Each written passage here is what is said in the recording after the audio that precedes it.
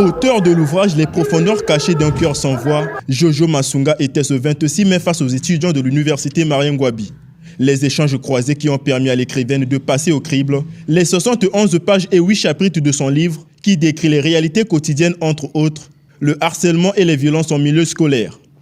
C'est un ouvrage que j'ai publié et déjà présenté il y a 2 ans. Mais aujourd'hui, vu l'ampleur que prend aujourd'hui les violences en milieu scolaire dans notre société, j'ai pensé au fait de faire une campagne de sensibilisation, une campagne dans laquelle où les jeunes, la jeunesse congolaise va pouvoir s'exprimer pour pouvoir donner, non pas moi de donner au fait des éléments de réponse, mais ensemble que nous trouvions des éléments qui nous permettront d'éradiquer avec ces violences en milieu scolaire. Donc l'ouvrage est là, Les profondeurs cachées d'un cœur sans voix, qui est un ouvrage qui vient aider au fait la société, la jeunesse congolaise à pouvoir connaître comment faire le premier pas, comment se réveiller pour ne pas se taire face aux violences. Les violences en milieu scolaire. La question vaut la peine d'être parlée en raison des conséquences qui en découlent. L'auteur et les étudiants se sont donné aussi l'exercice de proposer des réponses à autant de problématiques qui mettent à mal le cursus de certains.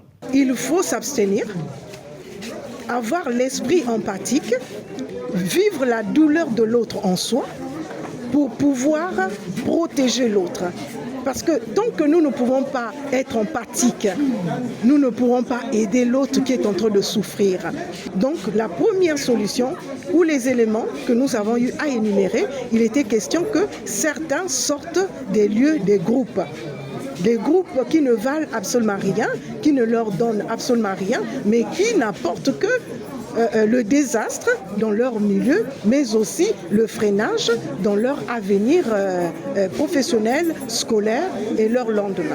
Les différentes facultés de l'université Marien Ngouabi ne sont pas épargnées par les phénomènes décriés par l'auteur. Les étudiants, bien étant conscients de cela, ont proposé des alternatives pour y remédier. Ce que j'ai retenu de l'ouvrage, c'est que l'autrice a été la voix des sans-voix. Et durant tout le parcours de son livre, elle évoquait en fait la façon dont la gente féminine est marginalisée, non seulement à la maison, mais aussi même dans les milieux de travail. Parce qu'elle a su démontrer comment est-ce que les femmes sont exposées à des violences, notamment les harcèlements sexuels, vis-à-vis de leurs patrons qui les voient juste comme des simples femmes et dont la beauté attire.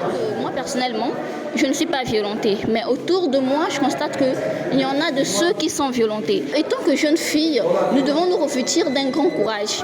On ne doit pas se taire. Ce livre met en lumière les violences faites aux femmes et plusieurs difficultés qu'il y a autour, parce qu'il y a des femmes qui sont marginalisées, qui n'ont pas de voix. Je reprendrai les phrases de Nelson Mandela, paix à son âme déjà, qui dit que l'arme la plus efficace pour changer le monde, c'est l'éducation.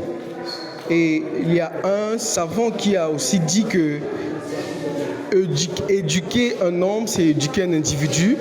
Éduquer une femme, c'est éduquer toute une nation. Je pense que le moyen le plus efficace pour pouvoir éradiquer à ce problème, c'est l'éducation.